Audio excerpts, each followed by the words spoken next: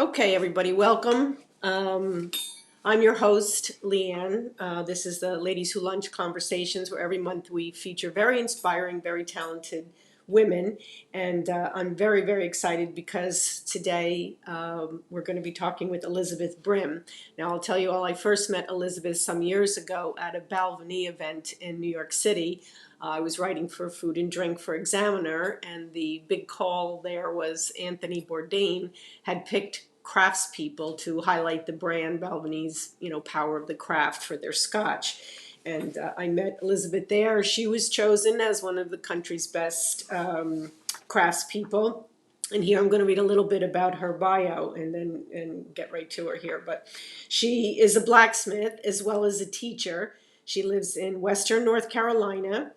She's best known for her feminine imagery in her ironwork. I love it when she describes it like feminine to ferros, but we're going to show some of her craft things in a little bit. And she teaches also and works at the Penland School of Craft in North Carolina.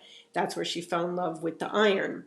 And Penland is the oldest and most prestigious handcrafted institution in America. And I love that it was also started by a woman, Lucy Morgan, or Miss Lucy, as they used to call her. So, in addition, I want to say that in addition to her, work with Balvenie and the crafts being honored that way, in 2010 she received the Alex Bealer Award. It's the most significant and prestigious award presented by Artist Blacksmiths Association of North America. It honors someone who has preserved and promoted the art of blacksmithing over an extended period of time. And of the 42 recipients, Elizabeth was the second woman awarded, which is just fantastic. So I raise my glass to you and cheers. So I apologize to everyone. I have a little bit of a cold that I'm hopefully getting over soon, but happy holidays and thank you for joining.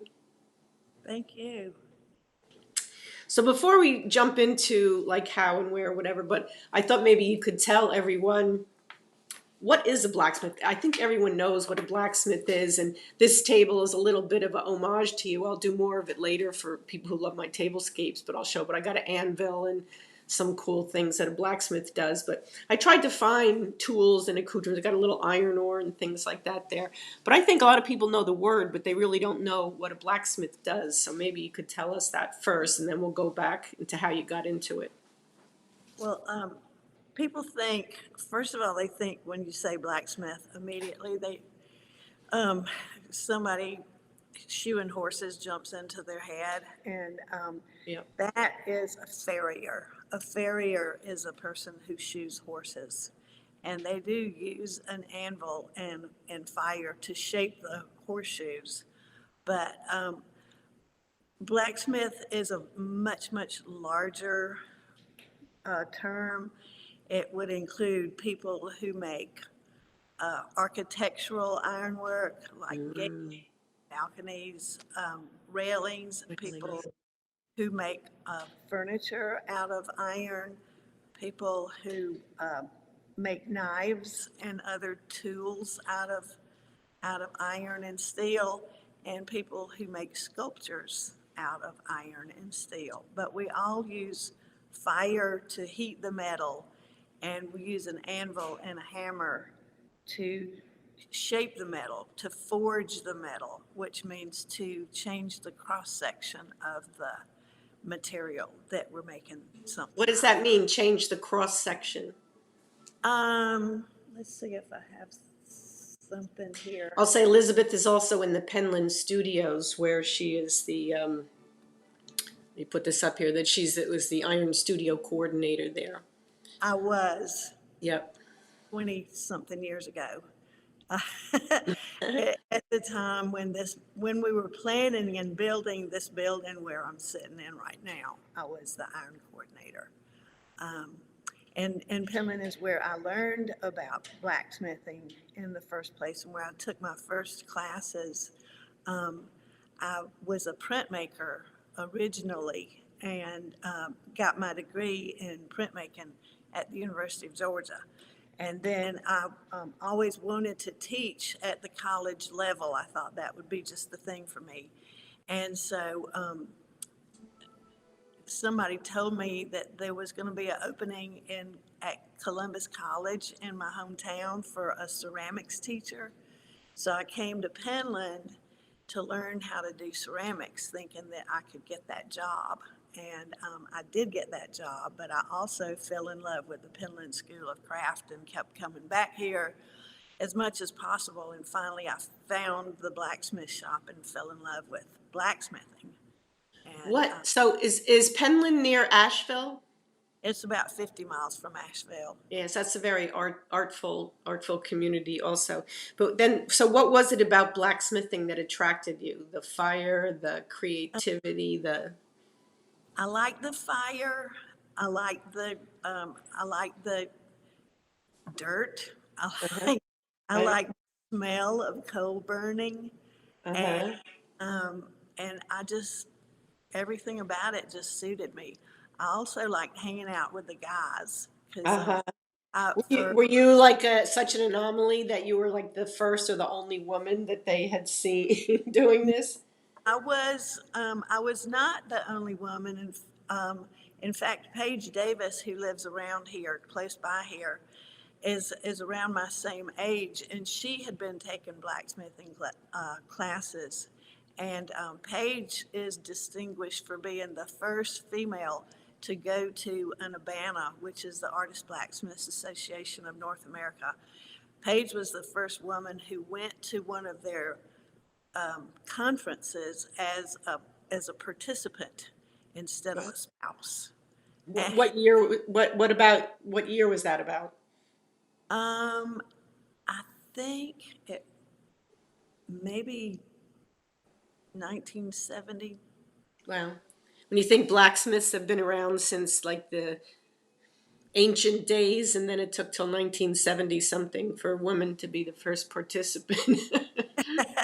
No, there were plenty of women doing blacksmithing um, in ancient times too. There are books about the subject, but a lot of women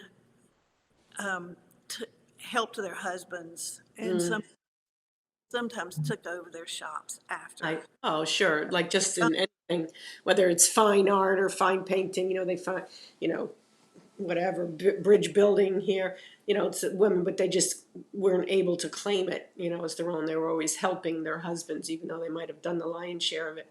But when you studied, did you study more like an apprentice, hands-on, or was it also with traditional scholarship and book learning? Like, how did you? I took classes at the Penland School of Craft, and I it's really interesting the way that everything happened for me. I was taking classes here a lot, and I was taking a metals class in the metal studio, which is smaller metal, ferrous metal, non-ferrous metal, like copper, silver, gold, and things like that. And that's in the metal studio. I was taking a class there in the spring, and it was an 8-week long class. And and there's a program here at Penland called the Core Program, and that is a group of people who are selected to stay here for, now it's like for 2 years, and they live and work at the school, and they don't pay tuition. They trade for, they work at the school, and it's very exclusive now. But back in that time, one of those people decided that he had an opportunity to go and work with some jeweler that he was really wanted to work with, and said he was going to leave the core program early. And so they asked me, could I take on his position temporarily? And I said, sure. So, and it was just a wonderful opportunity that dropped on me, because that coming summer, I could take a class and not have to pay for it. Yeah. I had I read where your boyfriend at the time, he paid your first tuition, which was $1,500 for the Yeah. 8-week course. Did he Uh-huh. see that, you think, as an investment or just something to make you happy? No, I think he saw it as something to make me happy. And and so, but I don't think I would have. I was I did take the ceramics class, the first class I came here to take, in order to get a job teaching. And but that's what I always wanted to do, was teach at the college level. But I didn't make much money doing that because No, I was part-time. unfortunately. So, but then when I had the opportunity to take classes and not pay for it, I took blacksmithing. I had been introduced to it a little bit the summer before and thought it was really cool and fun, but I never thought it would become my profession.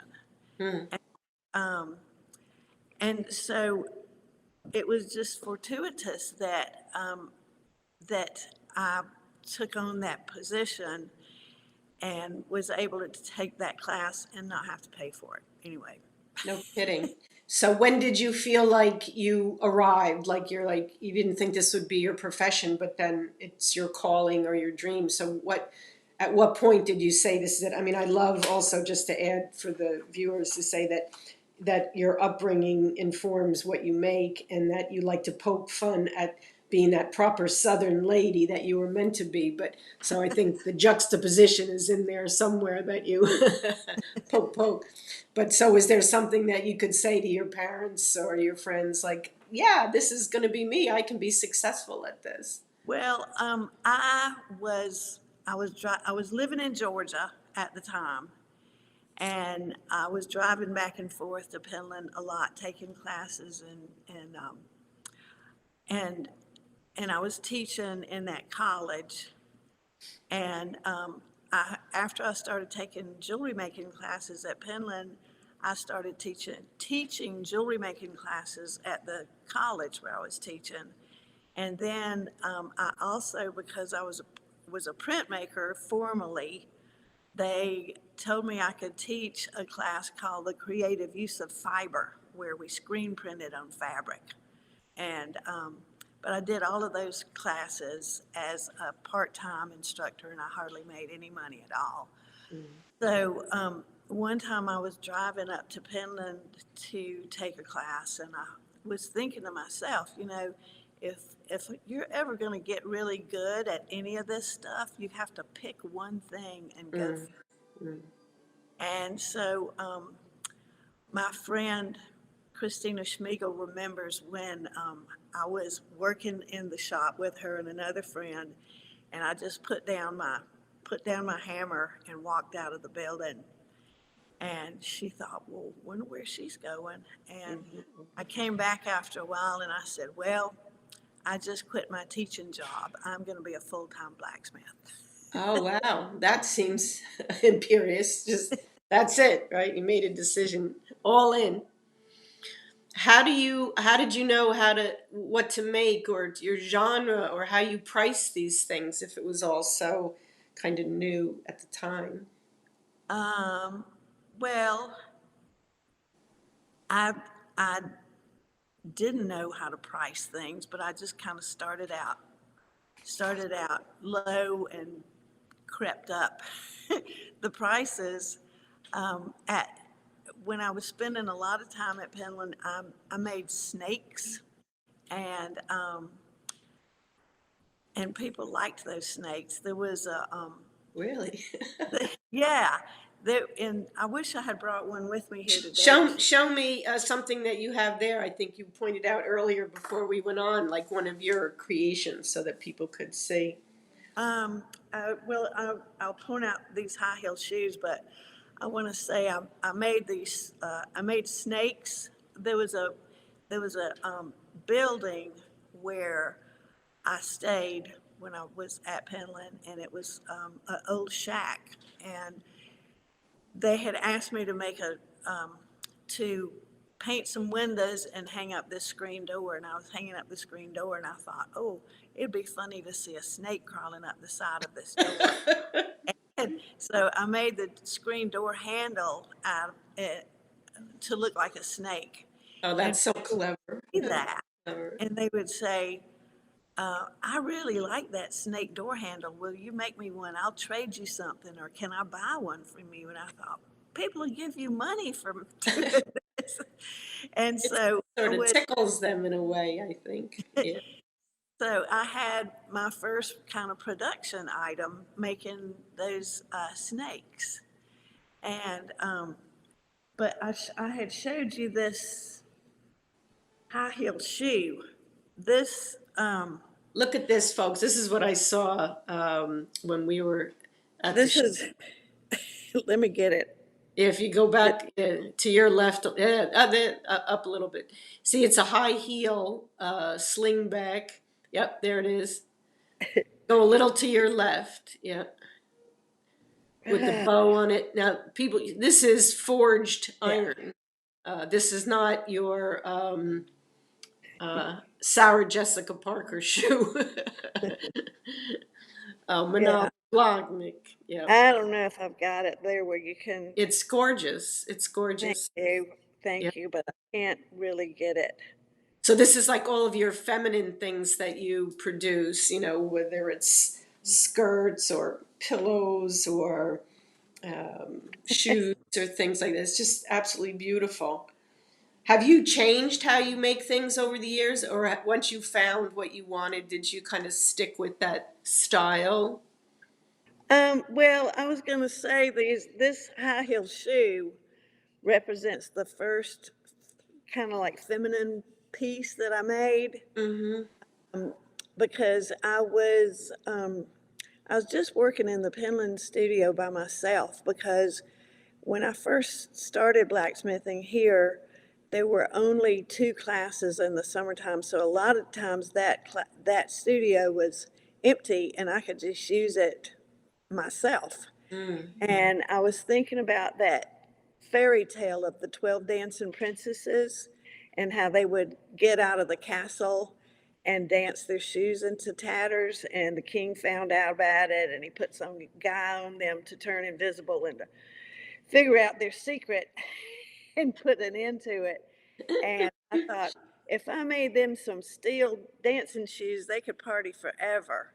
Oh, that's So that was the original idea for making the um, yeah. steel heels. That's a great story to go with the shoes. Yep. And then the second feminine item that I made was a apron. And I made that because I was working in the Penland kitchen a lot and wearing an apron. But the apron that I made has a little eyelet ruffle around it. Around it. Yep. Is a prissy apron instead of a functional apron like I was Mm. wearing in the studio. Right. Right. So that just kept building, and I made a steel ballerina tutu. I love that one. I have to say, I just love it. I mean, I have to ask before I forget and get caught up in this. One of my favorite things. But if people want to buy your creations, where do they go to look for them? Well, I mostly work on commission. I mostly have worked on commission Okay.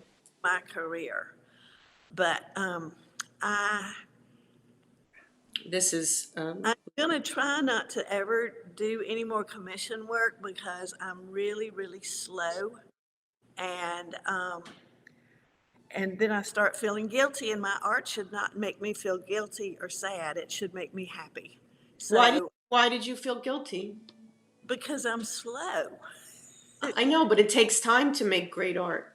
I know, but I also have a lot of other things that I do besides work in my studio. I have um, a very busy social life, and Very I'm good. trying to do a lot of work on my old house that is Uh-huh. 100 years old. I'm trying to restore the dignity of that Oh, I love that. That's what we try to do. that Keep the old character. house. I love this. This is Elizabeth's social media on Instagram, half round bastard. Can you tell us what that means? You're not a That's bastard. the type of file that we use to file metal. And I thought it speaks to my career, but it's also kind of funny. It is. It truly is. I just love it. So you can follow her on there. So if you like what you see, and you can go to the Penland, you said their site, or on your Instagram, and you can commission her. But you'll have to see. It probably takes some time. But what inspires you now? Like when you go to create. Um, well, this right here, this is one of the last pieces that I made. And I'm gonna put it up here so you can see it. Oh It wow. is, it's a pillow. Let Mhm. me bring it back like this. It's a pillow with ruffles, and it's got what looks like a string of pearls Uh-huh. laying up Uh-huh. on the pillow, Yeah. but the pearls are made out of glass. I've Oh, also my. been taking some flame working classes in the past few years at the Penland School, and I really enjoy flame working and working with glass. Wow. But I started that because I had an idea. I wanted to make some parts for my iron flowers out of glass. And so that's another thing that's got me sidetracked away from my commission work. Oh, I love But that. That just came to you, like that concept to do iron flowers out of glass? not all of them. I wanted to add some glass elements to the Sure, flower. sure. But I was asking like where you got the concept or the idea for that. Uh, just because I think it'd be pretty. Yeah, that's a true And artistic. but so I had the idea to make this pillow with these glass pearls on top of it, thinking I could probably make the pearls myself. But then I realized that my friend and neighbor Kit Paulson could make them a lot faster and more efficient than I could. So I commissioned Kit to make these pearls. See, Um, beautiful. still want to make some. I still want to make glass parts myself, but Yeah, sometimes yeah. It for takes a team, takes a village to do that. uh-huh. If you were to give advice to a young woman up and coming to be a blacksmith, because I still think it's very unique for a girl to be a blacksmith. I don't know. Are there a lot of you now? But what There advice would you give to a young woman? um well, what I would say to anybody wanting to make their living doing artwork is to make what makes you really happy. Because I really feel like if you're really happy when you're creating what you're creating, and it makes you feel joyful that when somebody looks at it, they can feel the joy that you had when you created the piece, Yeah, and they want to have it and they want to live with that. And yeah, so I think that makes you successful in selling your work it to people. does because you're bringing that sense of love to them, because it's made with love. But Uh-huh. when I see so many artists, and I know I've written about this in the past, but you have to have that sense of passion. They'll overcome anything, in order to create or craft. Mm-hmm. Um, you know, obstacles like money and place, and all of that. But do you recommend that someone apprentice or go to a school or do both or? um it depends on what they want to do, I think. If they want to make their own personal sculptures, I think coming to a place like Penland and studying beginning blacksmithing, first of all, to get started, and then continuing to come back and take more specific techniques as they figure out what it is they want, they want to make and how they want to express themselves. If they want to go into architectural work, then I think Mm, going to apprentice with someone who has already has their architecturally based shop yeah. and working with them is a good way to get started. Does it And take a lot of money to have a studio? Because you need the furnace and everything, right? it does not take a lot of money Oh, to good. uh, to to to have a basic blacksmith shop. Mm-hmm. What you need is an anvil and a forge, a coal forge or a propane forge.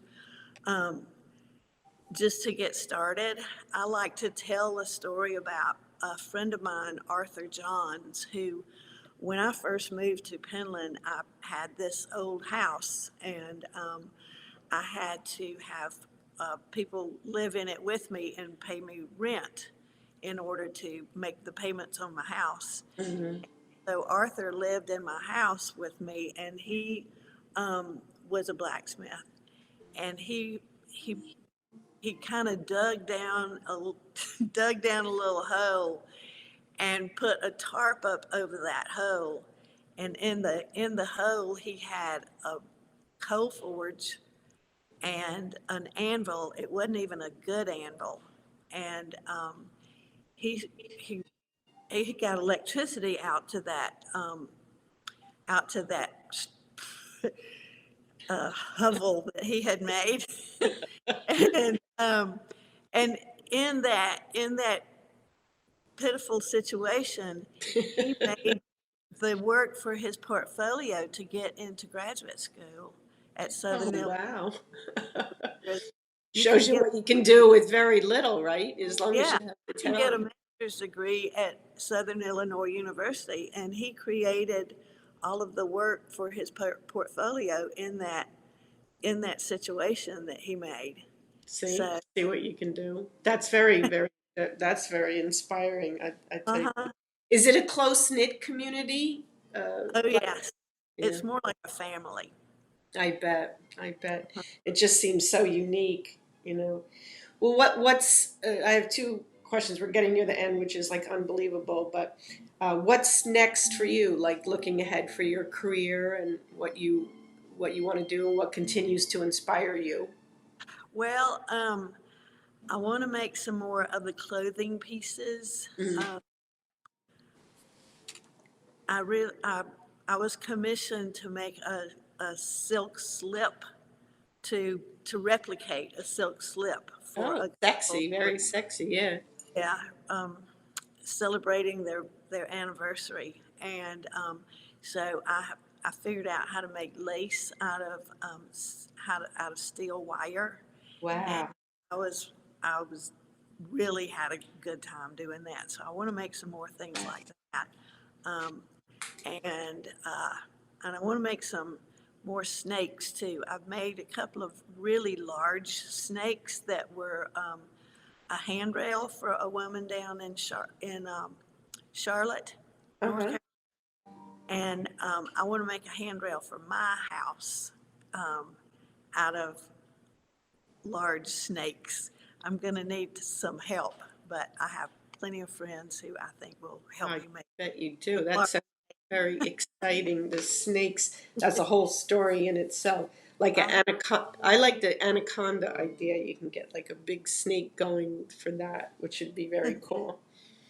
Um, as the author of a couple of books, and one of them is The Art of the Garnish, so I ask each of my guests, what's your favorite cocktail? oh, well, I mostly am a beer drinker, Uh-huh. but I was just talking today to Autumn about this tequila that is jalapeno and cucumber flavored tequila. It's Uh-huh. really good. So I suppose you could make Like a a mojito or I don't know. It's margarita or something? a margarita probably, a Yeah. spicy margarita. Yeah, spicy margarita. That sounds good. I Uh do. huh. I love tequila. I Uh mean, huh. I came at the cocktails always from the plant standpoint because all the spirits are made from plants. So when you think how interesting it is that, where tequila comes from the agave and they have bats as their pollinators makes it kind of cool. You could make cool bats too with your iron. Bat. I made a bat one time. Oh, you did? Uh-huh. What's the But most, what do you I want think is the to, most unusual thing you made? um, oh, maybe the ballerina tutu. Um, I like that. I don't know. Everything I make is a little uh, Different. different. Yeah, it's very, very unique. I It, wanted to say that when I traveled around with the Balvenie Scotch distillery people, I developed a fondness for Scotch. That was pretty great. yeah, I would think so too. Scotch, just straight, just neat, right? Uh, Scotch neat. Yeah, yeah, I that's a learned very good. about it from them. Yeah, yeah, that's very good Scotch. I do. I like that too. Is there, do you ever make the same thing twice when you Oh, create your art? Like, is there a more popular one? I've made at least 4 tutus, Okay. um, and I've made several aprons too. Um, one, I've made aprons holding flowered bouquets, and one of those is in the North Carolina Museum of Art. They purchased it from a show I had there, um, Wow. and I made lots of high heel shoes. I love those shoes. Those are just, I've got to get that in a tutu. And one of my guests 2 years ago, she's the prima ballerina from the New York City Ballet, Megan Fairchild. She's, every year, thank God, she's the Sugar Plum Fairy. That would Uh, be like perfect, perfect thing for her. It's fantastic to see that. So I can't believe it, but it's already time. So is there anything that I haven't asked you that you would like to tell everybody before we say goodbye? I was thinking back when you asked me what I liked about blacksmithing, and I said I like the dirt and I like the hanging out with guys and stuff. Yeah, But yeah. another thing that I really love about blacksmithing and working with steel is that it doesn't have an inherent value. It's not like I'm working with Mm, gold or silver or anything like that. And so and actually, a lot of the metal that I use, I find at the scrapyard.